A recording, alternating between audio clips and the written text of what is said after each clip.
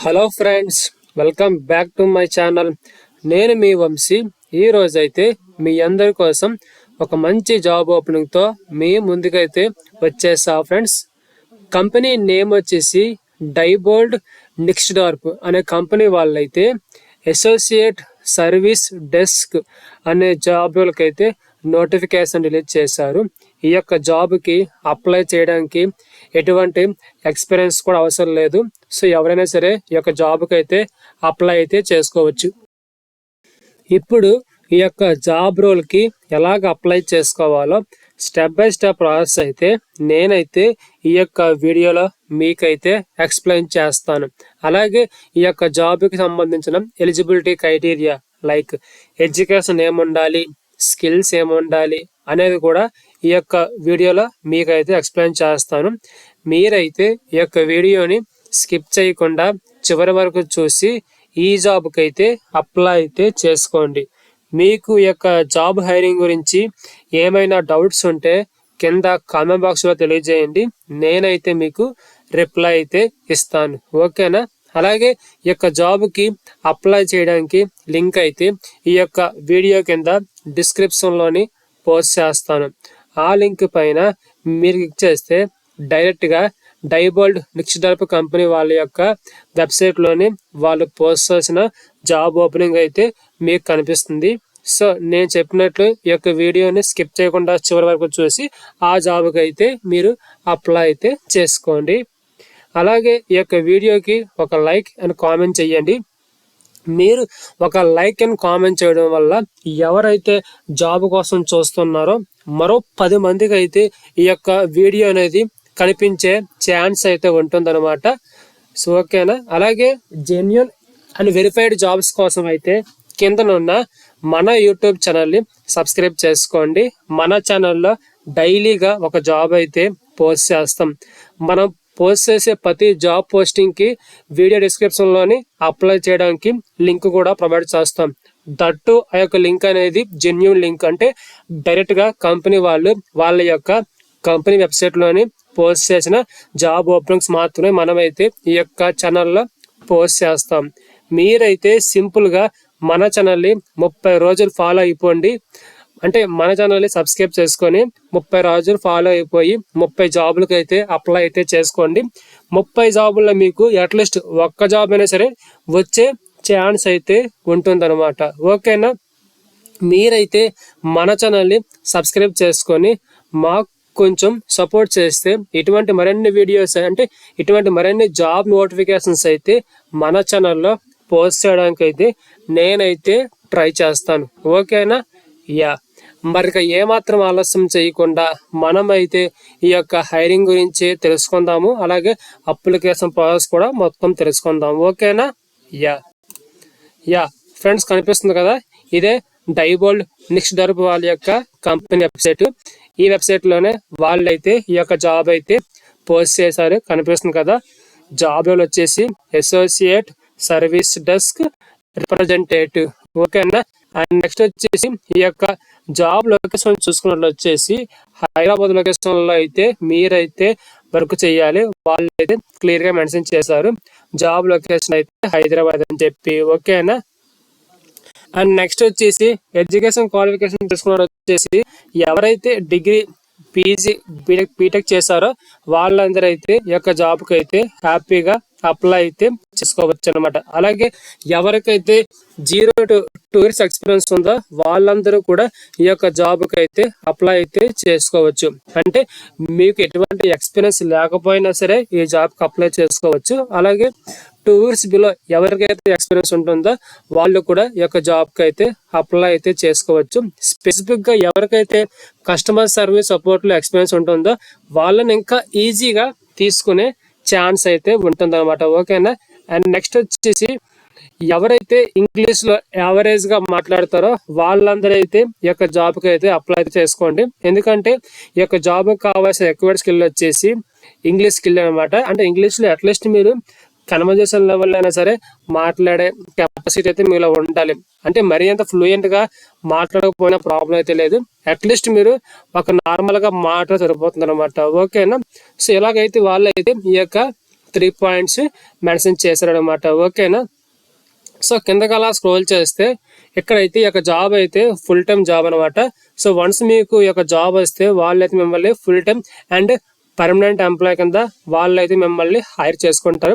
Next వచ్చేసి ఈ యొక్క జాబ్కి అయితే షిఫ్ట్లు అయితే ఉంటాయి, అంటే డే షిఫ్ట్లు ఉంటాయి, అలాగే నైట్ షిఫ్ట్లు కూడా ఈ యొక్క జాబ్కి అయితే ఉంటాయి అని చెప్పి వాళ్ళైతే మెన్షన్ చేశారు అనమాట. ఓకేనా. అండ్ నెక్స్ట్ వచ్చేసి ఈ యొక్క జాబ్ కూడా రీసెంట్ గానే పోస్ట్ చేశారు. ఓకేనా. అండ్ జాబ్ లొకేషన్ చూసుకున్నట్లు వచ్చేసి హైదరాబాద్, తెలంగాణ అనమాట. ఓకేనా. యా. అండ్ నెక్స్ట్ వచ్చేసి ఈ యొక్క జాబ్ లోని మీరు చేయవలసిన రోల్స్ అండ్ రెస్పాన్సిబిలిటీస్ ఒకసారి మనం చెక్ చేసుకుందాం. ఒకరైతే కనిపిస్తుంది కదా రెస్పాన్సిబిలిటీస్ అని చెప్పి. ఫస్ట్ వన్ వచ్చేసి ఆన్సర్ ఇన్బౌండ్ కస్టమర్ కాల్, అంటే కస్టమర్స్ నుంచి మీకైతే కాల్స్ వస్తాయి ఒక సర్వీస్ మీద అయితే. ఆ సర్వీస్ గురించి మీరైతే కస్టమర్కి అయితే ఎక్స్ప్లెయిన్ చేయాలి. కానీ సర్వీస్ గురించి వన్స్ మీరు ఈ యొక్క జాబ్కి సెలెక్ట్ అయితే కంపెనీ వాళ్ళు యూజ్ చేస్తున్న సర్వీస్ గురించి మీద మీకైతే అట్లీస్ట్ 1 మంత్ అయితే ట్రైనింగ్ ఇస్తారు. సో మీకు అలాగా కస్టమర్స్ నుంచి సో అండ్ సో ఇష్యూస్కి అయితే కస్టమర్స్ కాల్స్ వస్తాయి. మీరైతే వాళ్ళకైతే సొల్యూషన్ అనేది ప్రొవైడ్ చేయాలని చెప్పి కంపెనీ వాళ్ళైతే మీకు ట్రైనింగ్ అయితే ఇస్తారనమాట. ఓకేనా. ఇదే ఇన్బౌండ్ కాల్స్ అనమాట. ఓకేనా. అండ్ నెక్స్ట్ వచ్చేసి సో కస్టమర్కి మీరు ఇచ్చిన ఇన్ఫర్మేషన్ అనేది చాలా యాక్యురేట్గా చాలా కరెక్ట్గా ఉండాలని చెప్పి పాయింట్స్ కూడా వాళ్ళు మెన్షన్ చేశారనమాట. ఓకేనా.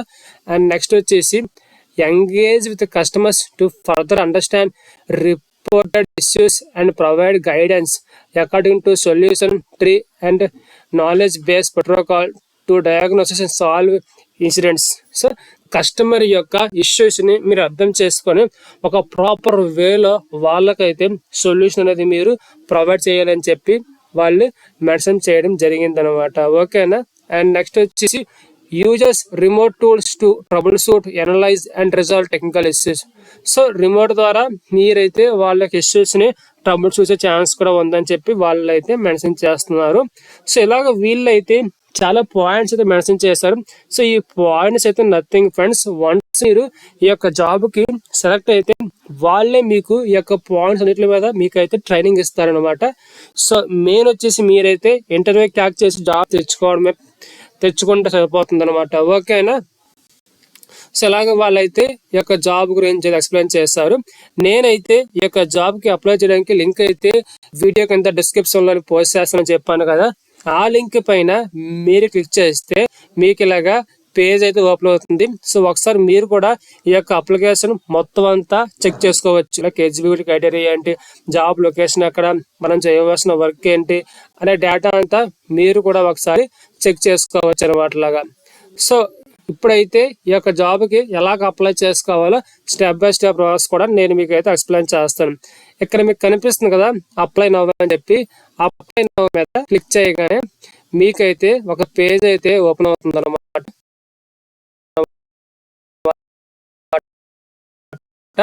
సో ఓపెన్ అయినప్పుడు ఇక్కడైతే ఫస్ట్ వన్ వచ్చేసి మీ యొక్క ఈమెయిల్ ఇవ్వాలి. ఈమెయిల్ ఇచ్చేసి ఇక్కడ చెక్ బాక్స్ అనేది సెలెక్ట్ చేసుకొని నెక్స్ట్ కొట్టారనుకోండి, మీ యొక్క ఈమెయిల్కి అయితే ఒక ఓటీపీ వస్తుంది. ఆ ఓటీపీ అనేది ఎంటర్ చేస్తే నెక్స్ట్ మీకైతే అప్లికేషన్ పేజ్ అయితే ఓపెన్ అవుతుంది అనమాట. ఇది ఈ యొక్క అప్లికేషన్ అనమాట.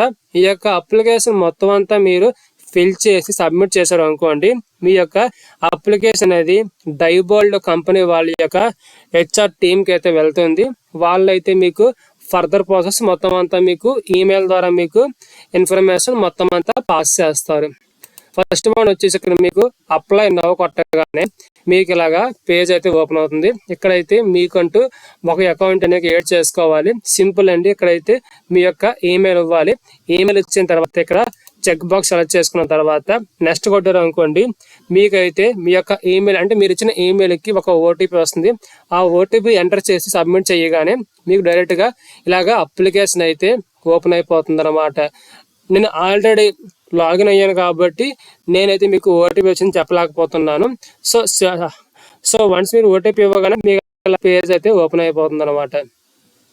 సో ఇప్పుడైతే మనమైతే ఈ యొక్క అప్లికేషన్ అనేది ఎలా ఫిల్ చేసుకోవాలా అనేది కూడా నేను మీకు ఎక్స్ప్లెయిన్ చేస్తాను. ఫస్ట్ వన్ వచ్చేసి ఇక్కడ మీరైతే మీ యొక్క రెజ్యూమ్ అనేది అప్లోడ్ చేసుకోవాలి. రెజ్యూమ్లో అయితే మీ యొక్క ఎడ్యుకేషన్ యాడ్ చేయాలి, అలాగే మీకు ఏమైనా స్కిల్స్ ఉంటే స్కిల్స్ యాడ్ చేయాలి, అలాగే MS office, MS Excel, good communication skills, అలాగే ఇంటర్పర్సనల్ స్కిల్స్. సో ఇటువంటి స్కిల్స్ అన్ని మీ యొక్క రెజ్యూమ్లోని యాడ్ చేసుకున్న తర్వాత ఎక్కడైతే మీ యొక్క రెజ్యూమ్ అనేది ఇక్కడ అప్లోడ్ చేయాలన్నమాట. ఓకేనా. సో అప్లోడ్ చేసిన తర్వాత నెక్స్ట్ వచ్చేసి లాస్ట్ నేమ్ అంటే ఎక్కడైతే మీ యొక్క ఇంటి నేమ్ అనేది ఇవ్వాలన్నమాట, లైక్ సర్ నేమ్ అనమాట. అండ్ నెక్స్ట్ వచ్చేసి ఫస్ట్ నేమ్ దగ్గర అయితే మీ యొక్క నేమ్ ఇస్తారు. ఓకేనా. అండ్ నెక్స్ట్ వచ్చేసి ఇక్కడ మీరు మీ యొక్క టైటిల్ అని సెలెక్ట్ చేసుకోవాలి. అమ్మాయి అబ్బాయి అని చెప్పేసి ఉంటారు కదా. సో అబ్బాయి అయితే మిస్టర్ పెట్టుకుంటారు, అమ్మాయి అయితే మిస్ పెట్టుకుంటారు, ఇలా మీరు రాసుకుంటారు. ఓకేనా. సో కిందకి వస్తే కనిపిస్తుంది కదా రెడ్ కలర్ లో star mark. So red colour లో స్టార్ మార్క్ కనిపిస్తున్న ప్రతి బాక్స్ అయితే మీరు కంపల్సరీ ఇవ్వాలి. కింద బాక్స్ చూసుకున్నట్టు వచ్చి మిడిల్ నేమ్, అలాగే ఫస్ట్ నేమ్. ఇక్కడైతే స్టార్ మార్క్ లేదు కాబట్టి మీరు ఇవ్వకపోయినా ప్రాబ్లం అయితే లేదు. కానీ ఇక్కడ లాస్ట్ నేమ్ కి ఫస్ట్ నేమ్ కి స్టార్ మార్క్ ఇచ్చారు కాబట్టి సో ఖచ్చితంగా మీరైతే ఇక్కడ డేటా అయితే ఇవ్వాలన్నమాట. ఓకేనా. సో ఇచ్చిన తర్వాత కిందకలా స్క్రోల్ చేస్తే ఇక్కడ mother name, father name it's not a mandatory, ఉంటే ఇచ్చుకుంటారు, లేకపోతే ఏదైనా. ఓకేనా. అండ్ నెక్స్ట్ వచ్చేసి ఈమెయిల్ అడ్రస్. ఈమెయిల్ అనేది డిఫాల్ట్ గా తీసుకుంటుంది, ఎందుకంటే ఇందాక మనం అకౌంట్ క్రియేట్ చేసుకున్నాం కదా. సో క్రియేట్ చేసుకున్నప్పుడు ఇక్కడ ఈమెయిల్ అనేది డిఫాల్ట్ గా అది వచ్చేస్తుంది. మీరైతే ఎటువంటి ఈమెయిల్ అనేది ఇచ్చే ఛాన్స్ అయితే లేదు, అది ఆటోగా వచ్చేస్తుంది అనమాట. ఓకేనా. నెక్స్ట్ వచ్చేసి ఫోన్ నెంబర్. ఇక్కడైతే మన కంట్రీ +91 నెంబర్ సెలెక్ట్ చేసుకుంటారు, ఇక్కడ మీ యొక్క ఫోన్ నెంబర్ ఇస్తారు. ఓకేనా. అండ్ నెక్స్ట్ వచ్చేసి అడ్రస్ దగ్గర అయితే మీ యొక్క అడ్రస్ ఇస్తారు. అండ్ అడ్రస్ లైన్ 1 దగ్గర సో మీరు ఎక్కడ స్టే చేస్తున్నారో ఆ అడ్రస్ ఇచ్చుకుంటారు. ఓకేనా. సో ఇచ్చిన తర్వాత ఇక్కడ సిటీ, మీ యొక్క సిటీ అనేది సెలెక్ట్ చేసుకుంటారు. మనమైతే నార్మల్ గా ఒక సిటీ అనేది సెలెక్ట్ చేసుకుందాం. సపోజ్ విశాఖపట్నం అని సెలెక్ట్ చేసుకుందాం. సో మన విశాఖపట్నం కొట్టగానే మనకు అలా వచ్చేస్తాయి కిందనైతే. సో అలా మనం విశాఖపట్నం అనేది సెలెక్ట్ చేసుకుంటున్నాం. ఓకేనా. అండ్ పిన్ కోడ్ వచ్చేసి మ్యాండేటరీ కాదు, ఎందుకంటే పైన రెడ్ మార్క్ సింబల్ కాబట్టి ఇచ్చిన పర్లేదు. మనం అయితే నార్మల్ గా ఇచ్చుకుందాం. లాగా సారీ పైన ఇచ్చానా కింద ఇచ్చినాం బాగుండి. సో పిన్ కోడ్ అయితే ఎలాగైతే మనం ఇచ్చుకుంటాం 5 years పిన్ కోడ్. ఓకేనా. అండ్ నెక్స్ట్ వచ్చేసి లాంగ్వేజెస్. ఇక్కడ మీకు ఏమైనా లాంగ్వేజ్ వచ్చా, లైక్ తెలుగు కాకుండా ఇంగ్లీష్, హిందీ, తమిళ్, ఒరియా అటువంటి లాంగ్వేజ్లు ఏమైనా మీకు వస్తే ఇక్కడైతే మీ యొక్క లాంగ్వేజ్ అనేవి సెలెక్ట్ చేసుకోవచ్చు. యాడ్ లాంగ్వేజ్ కొట్టి తమిళ్, హిందీ, ఉర్దూ అటువంటి లాంగ్వేజ్ మీకు ఏమైనా వస్తే మీరు యాడ్ చేసుకోవచ్చు. నేనైతే తెలుగు, ఇంగ్లీష్ అనే లాంగ్వేజ్ అయితే నేను ఇక్కడ యాడ్ చేసాను అనమాట. ఓకేనా. అండ్ నెక్స్ట్ వచ్చేసి అప్లికేషన్స్ క్వశ్చన్స్ చెప్పి కొన్ని క్వశ్చన్స్ ఇస్తారు. ఫస్ట్ వన్ వచ్చేసి have you ever been employed by Diebold Nixdorf or full time employee. మీరు ఎప్పుడైనా డైబోల్డ్ కంపెనీలో పనిచేస్తారా అని అడుగుతున్నారు అనమాట. సింపుల్ గా చేస్తే ఎస్ పెట్టుకుంటారు, లేకపోతే నో పెట్టుకుంటారు. ఓకేనా. నెక్స్ట్ వచ్చేసి will you now or in the future require sponsorship for employment visa, ఇది ఎస్ పెట్టుకుంటారు. ఓకేనా. అండ్ నెక్స్ట్ వచ్చేసి are you legally authorized to work in the country where you will be working. మీరు నివసిస్తున్న కంట్రీలో మీరు లీగల్ గా వర్క్ చేయడానికి హక్కు ఉందా లేదా అని అడుగుతున్నారు అన్నమాట. ఇది కూడా సింపుల్ గా ఎస్ పెట్టుకుంటారు. ఓకేనా. అండ్ నెక్స్ట్ వచ్చేసి ఆర్దర్ని డయాగ్రటిక్స్ యాక్సిడెంట్స్ యువర్ నేమ్, ఇదైతే నో పెట్టుకోవాలి. ఓకేనా. అండ్ నెక్స్ట్ వచ్చేసి what is the primary country which you live. ఇక్కడైతే మనం ఇండియా అయితే సెలెక్ట్ చేసుకోవాలి, ఎందుకంటే మనం అందరం ఇండియాలో షేర్ చేస్తున్నాం కాబట్టి ఇండియా కంట్రీ అయితే మనం సెలెక్ట్ చేసుకోవాలి. ఓకేనా. అండ్ నెక్స్ట్ వన్ వచ్చేసి are you currently part or non compete or non consolidate of customers agreement. మీరు ఎప్పుడైనా డైబర్ కంపెనీలో పనిచేసే అగ్రిమెంట్లు ఏమైనా రాసారు అని అడుగుతున్నారు అనమాట. సో ఇది కూడా మీరు నో అయితే పెట్టుకోవాలి. ఓకేనా. అండ్ నెక్స్ట్ వచ్చేసి did one of your awesome Diebold employee refer to the position. మీకు డైబోల్డ్ కంపెనీలో ఎవరైనా ఎంప్లాయ్ మీకు రిఫర్ చేశారు అని అడుగుతున్నారు అనమాట. లేదు కాబట్టి మనం ఇక్కడ నో అయితే చేసుకోవాలి. ఓకేనా. అండ్ నెక్స్ట్ వచ్చేసి from time to time there may be employment opportunities across disabled next door globally which may be interested to do you want to disabled next door to retain your employment application email about your employment opportunities to global interesting you. అంటే డైబోల్డ్ companies కి వేరే వేరే location లో branches అయితే ఉన్నాయి. In case ఒకవేళ మీరు ఈ యొక్క జాబ్ సెలెక్ట్ అయిపోతే మీ యొక్క అప్లికేషన్ అనేది డేటాబేస్ లో ఉంచుతాము. ఇన్ కేసు ఒకవేళ వేరే జాబ్స్ కి మీరు ఎలిజిబుల్ అయితే మేము మీకు మీ యొక్క రెజ్యూమ్ తీసుకోవచ్చా అని అడుగుతున్నారు అనమాట. ఇక్కడైతే మీరు ఎస్ పెట్టుకుంటారు. ఓకేనా.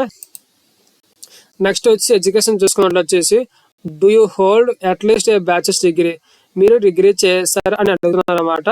సో ఎస్ పెట్టుకుంటారు. ఓకేనా. అండ్ నెక్స్ట్ వచ్చేసి are you comfortable working in the rotation shifts, so ఇది కూడా మీరు ఎస్ పెట్టుకుంటారు. చెప్పారు కిందకి షిఫ్ట్లు అయితే మార్నింగ్ ఉంటాయి, నైట్ ఉంటాయి, రెండు కలుపు ఉంటాయి. సో దీని డిగ్రీ అని అన్నారు అనమాట. ఎస్ పెట్టుకుంటారు. ఓకేనా. నెక్స్ట్ వచ్చేసి are you comfortable working from the required Diebold Nixdorf office, అంటే సో డైబోర్డ్ కంపెనీ వాళ్ళకి చాలా చాలా బ్రాంచ్లు ఉంటాయి. ఆ బ్రాంచ్ల్లో మీరు మీకు ఇచ్చిన బ్రాంచ్కి వెళ్ళి మీరు వర్క్ చేయగలరా అని అడుగుతున్నారు అన్నమాట. ఇది కూడా ఎస్ పెట్టుకుంటారు. ఓకేనా. అండ్ నెక్స్ట్ వన్ వచ్చేసి ఎక్స్పీరియన్స్.